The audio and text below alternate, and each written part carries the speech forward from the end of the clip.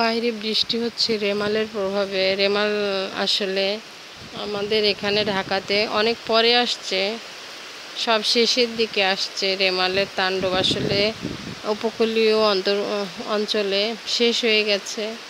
হ্যাঁ, আসলে বিল্ডিংয়ে খুবই ভালো লাগছে। একটা জিনিস দেখেছি, এসি রাখার জন্য বিল্ডিংয়ের বারান্দার ফাঁকে ফাঁকে বাড়িওয়ালারা কিছু খালি জায়গা তৈরি করে রেখেছে। এই যে আমাদের এই বিল্ডিংয়ের নিচেও আছে, সাইডেও আছে, উপরেও আছে। এই যে উপরে দেখা যাচ্ছে, হ্যাঁ উপরে এই যেরকম ফাঁকা ফাঁকা জায়গা করে রেখেছে, এবং সেই ফাঁকা জায়গাগুলোতে আসলে চড়ুই পাখি এসে বসতেছে। পাখিগুলা বুলবুলি পাখি, চড়াই পাখি, ওরা বসতে পারছে, খুবই ভালো লাগছে এজন্য। মাশাআল্লাহ। তো এখন হচ্ছে বৃষ্টির তাণ্ডব শুরু হয়ে গেছে ঠিকই, বাতাস খুব বেশি নাই ঢাকাতে, তবে খুবই প্রবলেম শুরু হয়ে যাবে এখন যেসব বাচ্চাদের পরীক্ষা আছে এবং যারা অফিসে যাচ্ছেন।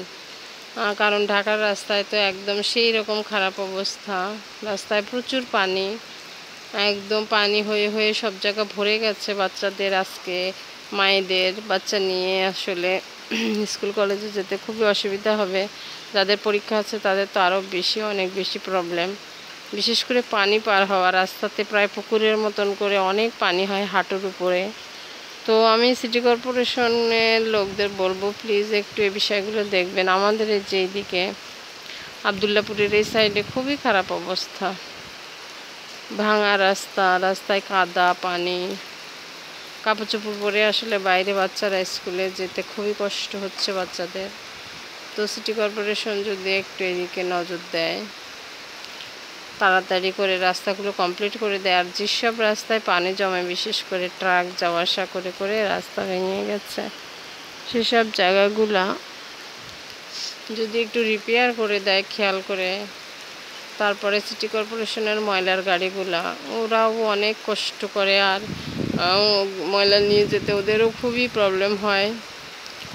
তো সিটি কর্পোরেশনের যে মেয়র মহোদয় আছেন, ওনার কাছে অনুরোধ করব, প্লিজ আপনি একটু রাস্তাগুলো, বিশেষ করে আমরা তো জনগণ তো খেতে চাচ্ছে না, ট্যাক্স দিচ্ছে যথেষ্ট পরিমাণে, তো রাস্তাগুলো প্লিজ একটু ঠিক করবেন। আর ফ্লাইওভারগুলোতে যে চলন্ত সিঁড়ি আছে, সব যে ওভারপাস আছে, রাস্তার উপরে ওভারব্রিজ, মানুষ হেঁটে পারাপার হয়, সকালবেলা আসলে বাচ্চারা ওই ওভারব্রিজ দিয়ে পার হয়ে, এবং মায়েরাও, অনেক মায়ের ডায়াবেটিস আছে এবং পায়ে প্রবলেম আছে, সেটা প্রায় 40-এর পরেই শুরু হয়ে যায়। কিন্তু বাচ্চা নিয়ে স্কুলে যাওয়াটা কিন্তু 45-এর পরে শেষ হয় না।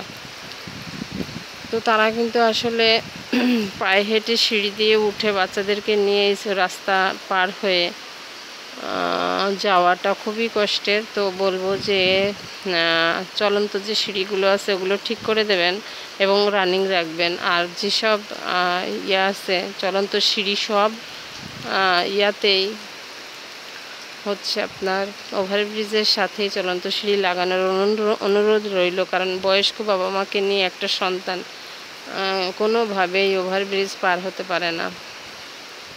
তো আজকে এই পর্যন্ত রাখলাম। আপনারা সবাই ভালো থাকবেন, সুস্থ থাকবেন। আসসালামু আলাইকুম। আপনার সন্তানের যেন ঠান্ডা না লাগে সেদিকে খেয়াল রাখবেন। আর টবে জমে থাকা পানিগুলো খেয়াল করে অবশ্যই ফেলে দেবেন। যার যার ছাদে টব আছে, এবং টবগুলো কাট করে দেবেন, তাহলে খুবই ভালো হবে।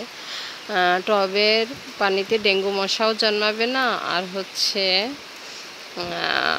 পরিবেশের ক্ষতিও হবে না। আমার গাছ আছে ছাদে, আমি বৃষ্টি কমলেই ছাতা নিয়ে ছাদে যেয়ে আমার পানিগুলো আমি ফেলে দিয়ে আসবো, এবং ফেলে দিও।